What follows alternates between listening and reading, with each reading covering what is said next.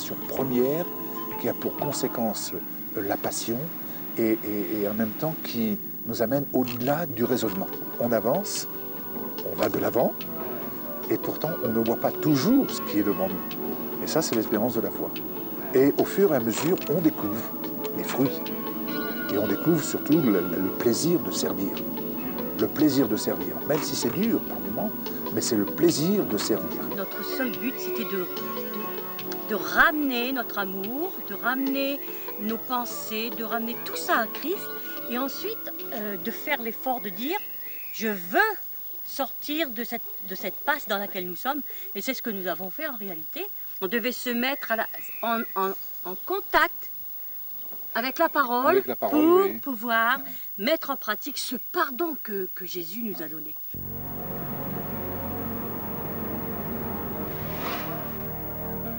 C'est dans le département de l'Aisne, au nord de la France, que sont nés Michel et Yves. Ils ont grandi dans cette petite région de Picardie, une région agricole. Vers l'âge de 14 ans, à la suite de difficultés survenues dans la famille, Yves ressent de l'injustice. Il commence à se poser des questions et à vouloir rechercher un point de repère spirituel dans sa vie.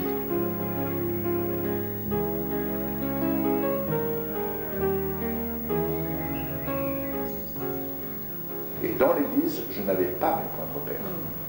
En tant qu'enfant, je n'avais pas mes points de repère. Les seuls points de repère que je pouvais avoir, c'était donc cette famille qui était à côté de moi.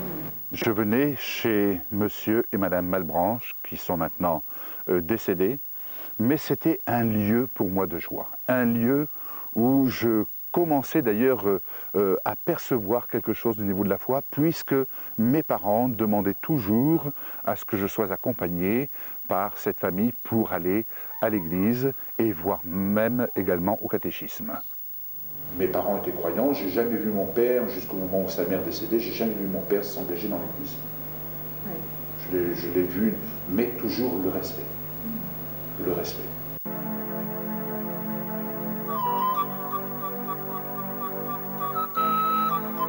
C'est à cet édifice que mon père, lorsqu'il a été dans l'obligation, je dirais, d'arrêter toute son activité professionnelle, il avait environ 38 ans, et c'est à cet édifice que mon père avait décidé à l'époque de pouvoir consacrer de son temps pour entretenir cet édifice.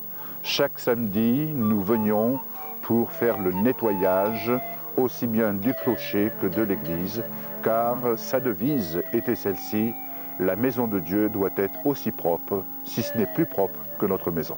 Si vous aimez, il m'a donné une image de fidélité, de constance et de consécration, si je puis dire, dans ce qu'il croyait juste.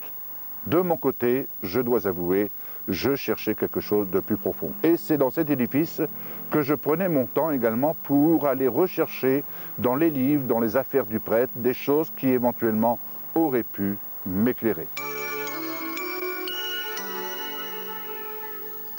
C'est à cette fenêtre, alors qu'il y avait à l'époque les premières télévisions, c'est à cette fenêtre de la maison de la famille Stévenard que je me suis arrêté un jour pour regarder avec mes camarades de classe, pour regarder un western. Et je me souviens très bien, la dame nous a ouvert sa fenêtre.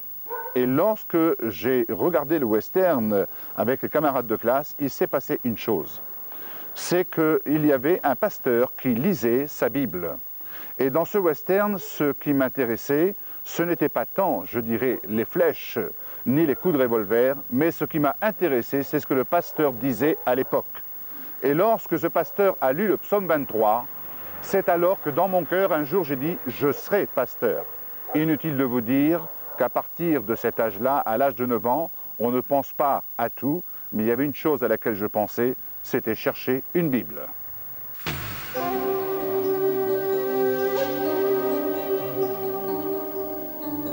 Durant toutes ces années où je partais travailler à la filature, eh bien, j'étais en recherche de mon identité.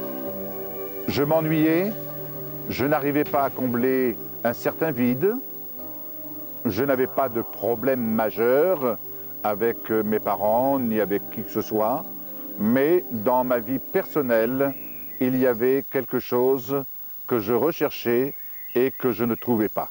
Jusqu'au jour où je me suis mis à prier en d'autres langues. Ce que les disciples ont connu à la Pentecôte, c'est ce qui m'est arrivé ici à 4 heures du matin sur mon vélo. Et je ne pouvais plus m'arrêter. Quand je dis je ne pouvais plus m'arrêter, je pouvais m'arrêter. Mais c'était tellement fort, c'était tellement quelque chose d'extraordinaire que je n'avais qu'un désir, c'était de continuer à parler, à chanter dans d'autres langues, comme l'apôtre Paul le dit d'ailleurs dans son épître aux Corinthiens. Je chantais dans d'autres langues et cela pendant les heures de mon travail à l'usine même.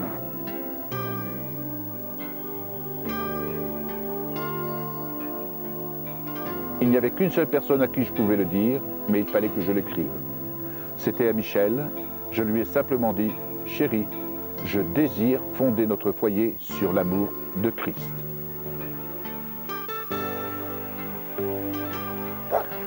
En 1969, juillet 1969, Michel et moi, nous avons décidé de nous marier. Et c'est alors que, avec bien entendu cette expérience, ce secret, ce désir, cette bonne volonté de vouloir fonder notre foyer sur l'amour de Christ, eh bien, nous sommes venus rester dans cette petite maison, une très jolie petite maison, située dans le sentier que l'on appelle la rue du Petit Roger. Et c'est là que Sandrine est arrivée 1 an plus tard. Nous n'avons jamais approfondi notre recherche spirituelle, nous n'avons jamais approfondi notre foi et nous avons commencé de partir dans un certain rejet, comme le nom de la rue l'indique. Nous sommes partis dans un certain rejet et il y a eu une dégradation qui s'est faite malgré que c'était notre lieu de bonheur.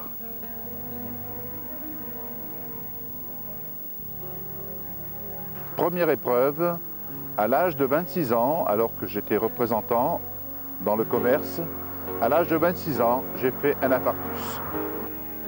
Sur le plan mental, eh bien, il y avait vraiment un remue-ménage à l'intérieur.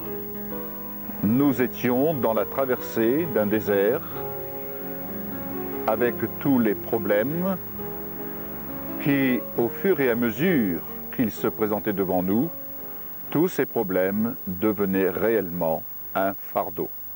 Toutes mes forces, toutes les bonnes intentions, toutes les idées que je pouvais puiser demeuraient sans effet.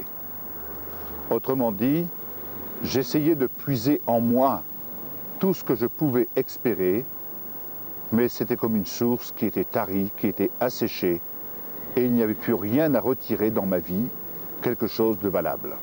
Suite à des problèmes de convulsion, un jour, Séverine était en quelque sorte morte cliniquement.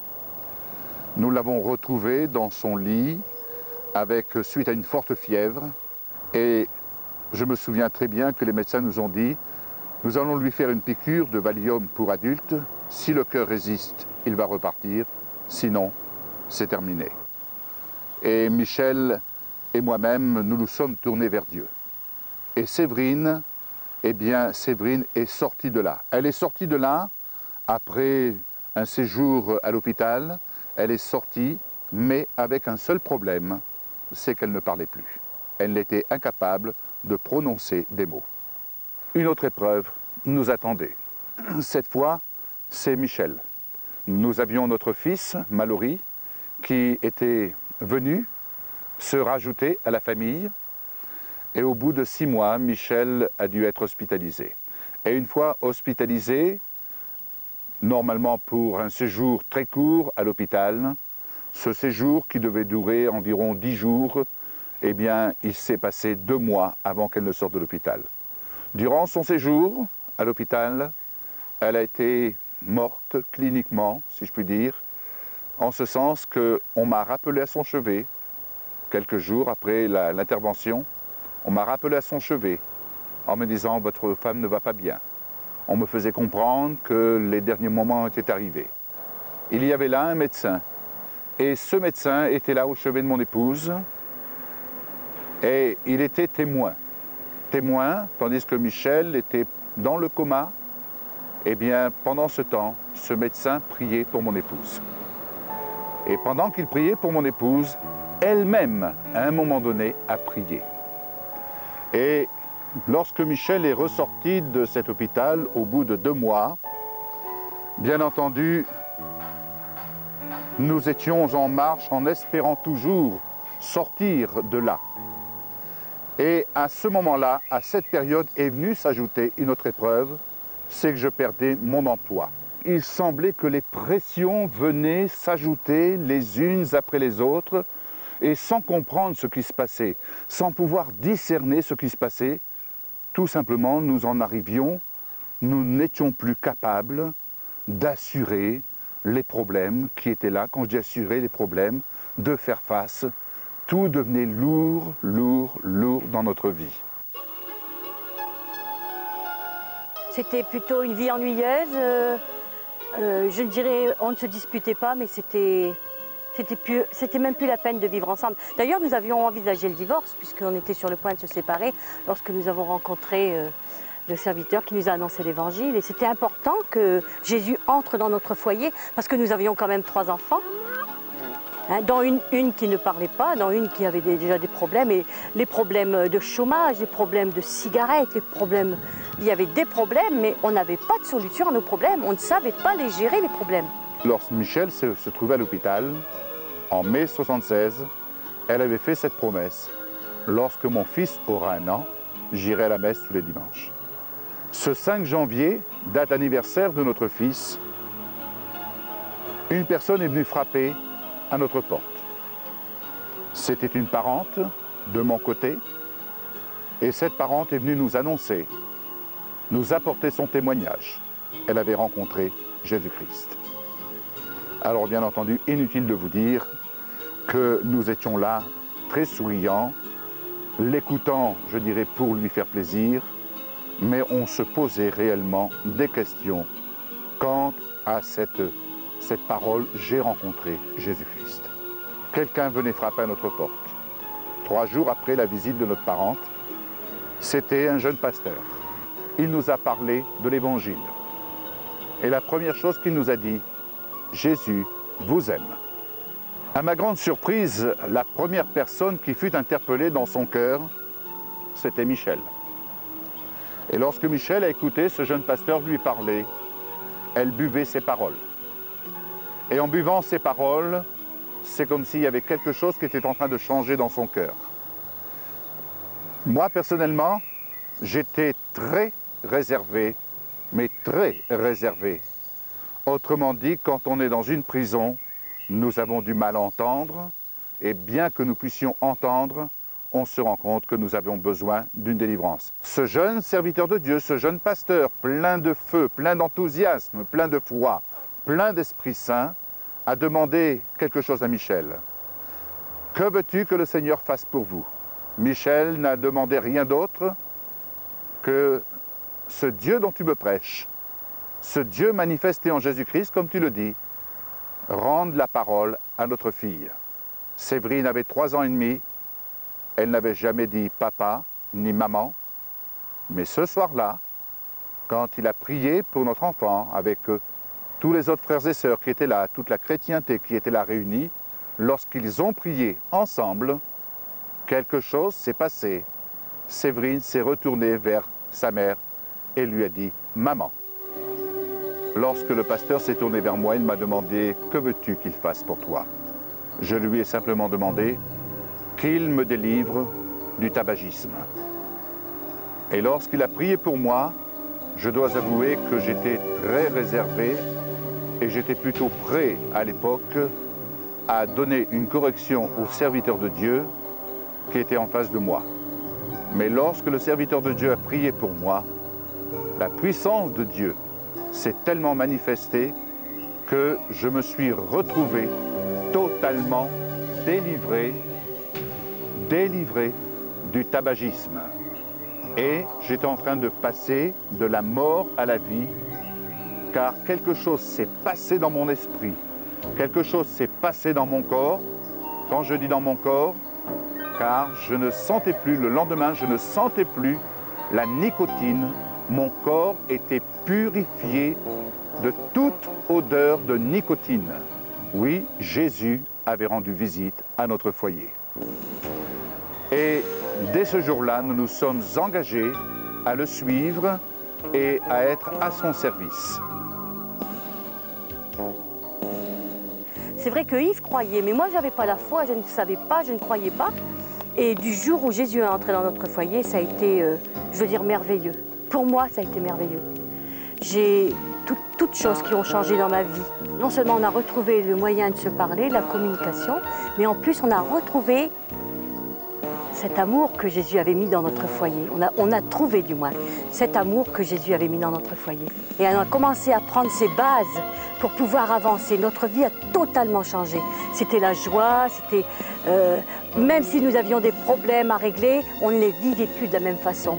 La grâce de Dieu est passée, elle nous a saisis et on est parti pour servir, on est parti pour annoncer l'Évangile. On avait le désir de voir les choses changer autour de nous. Nous prenions la décision de quitter la région d'Hirson, où nous avions eu l'occasion de recevoir ce jeune pasteur, pour partir tout à fait dans un autre département, puisque nous allions nous rendre à Vichy, dans l'Allier, afin de travailler à l'œuvre de Dieu dans la mission Vie abondante auprès du ministère de Jean-Louis et Monique Jaillet.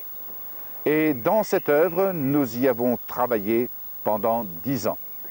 Dans cette œuvre, nous y avons appris à servir. Dans cette œuvre, nous y avons appris à travailler dans l'œuvre de Dieu, à respecter les autres et surtout à exercer notre foi dans le combat de la prière afin que l'Évangile soit répandu le plus loin possible.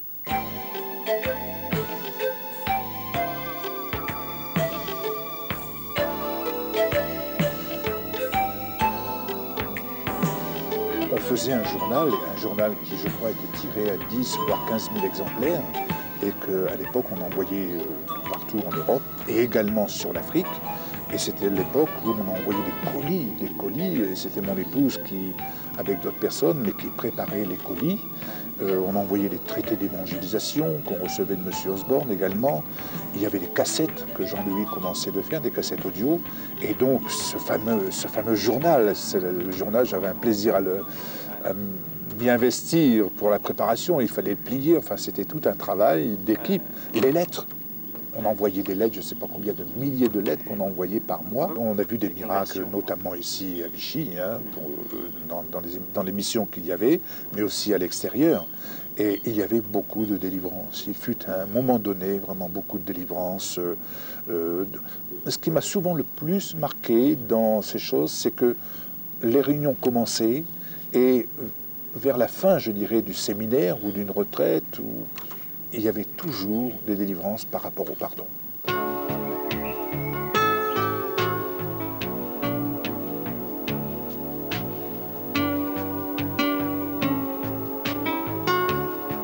Ensuite, il y a eu l'Afrique alors. Tu es allé en Afrique par la suite? Alors par la suite, j'étais en Afrique. J'étais en Afrique et la première mission que j'ai faite, à laquelle j'ai assisté, je suis parti avec un autre missionnaire. J'ai fait Bangui, donc le Centrafrique, j'ai fait le Tchad. Et au Tchad, là, j'étais amorcé sur la vision de l'Afrique. Amorcé, puisque mon épouse et moi, on était prêts à partir sur le Tchad. C'est avec Jean-Pierre et Monique Burkhardt, qui sont fondateurs d'un orphelinat qui s'appelle Betsalel et qui font un travail merveilleux. Et donc, j'étais 3 fois au Tchad. Et donc une fois avec Michel, nous sommes allés ensemble. Et là, nous avons été amorcés sur le travail, sur les perspectives et par rapport à ce que nous avions au fond de notre cœur.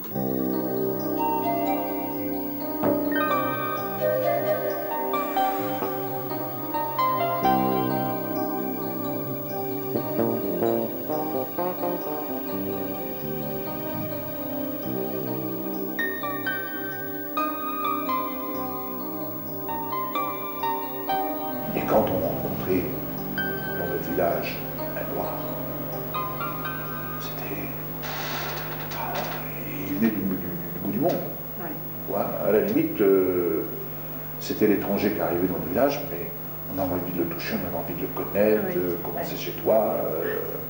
Ouais, un peu de la même manière que quand il y a un blanc qui va dans les villages en Afrique, voilà, les enfants voilà, sont voilà. autour, Donc moi je me souviens, on avait cette même réaction.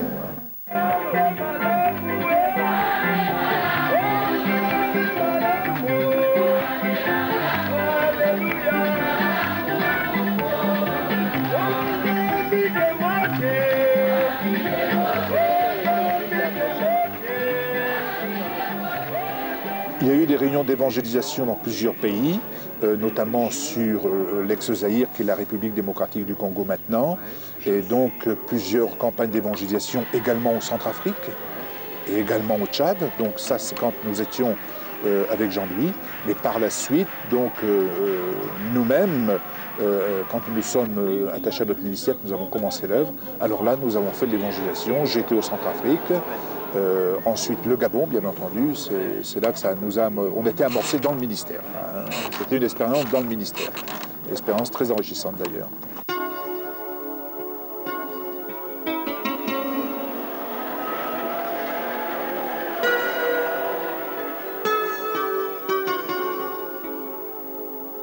Aujourd'hui, j'ai retiré des enseignements de toutes ces choses-là par rapport à tous les paramètres qu'il peut y avoir dans une association. Et je dirais, fort de ces enseignements, de toutes ces instructions, et aussi de ce qu'on a pu apprendre auprès du ministère de Jean-Louis et de Monique, son épouse, on a retiré des enseignements. Et moi, personnellement, l'enseignement que j'ai retiré, c'est par rapport à la relation avec les autres, relation individuelle avec les autres. En fait, on voyage un peu dans l'espace divin. Hein. On voyage dans un espace tout à fait divin, quoi. Comme le disait un cher pasteur, on travaille dans l'inconnu. On travaille dans l'inconnu. Mais en avançant dans l'inconnu, on voit des réalités divines qui sont amenées sur Terre. Et là, ça devient passionnant, quoi. Ça devient passionnant. C'est une grâce que de se laisser gagner pour Christ. Dans le sens qu'il est venu pour, justement, apporter la paix, apporter la joie. Et c'est tellement important d'avoir ça dans son foyer. Je vois mes enfants, je suis chez ma fille en ce moment. Ici, on est dans l'Allier, on n'est pas loin de Vichy, on est exactement, je crois, à Saint-Sylvestre-Pragoulin. Souvent, je dis à mes petits-enfants, quand Dieu il a vu le cœur des hommes qui était si dur, il n'a pas voulu recommencer l'histoire de Noé. Alors il a dit, je vais me faire homme, je vais avoir un fils. Et ce fils, je vais le mener sur la croix pour sauver toutes ces âmes qui sont là sur la terre.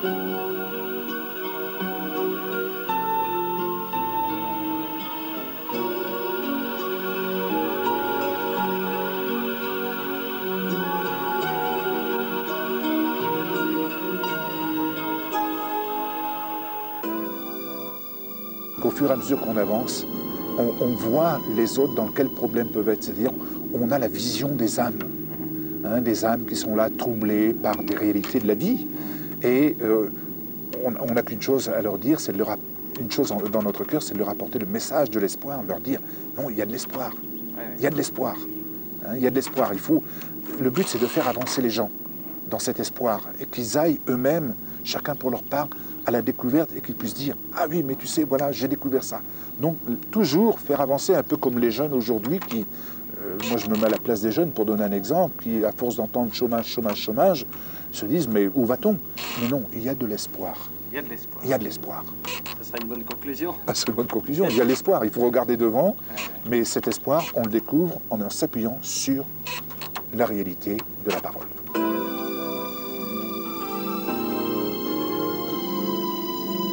Quand on découvre un trésor, on le fait découvrir aux autres. En tout cas, on a envie de le faire découvrir aux autres. Mais faut-il que leurs yeux s'ouvrent. Ça, c'est l'œuvre du Seigneur, c'est pas l'œuvre d'un homme.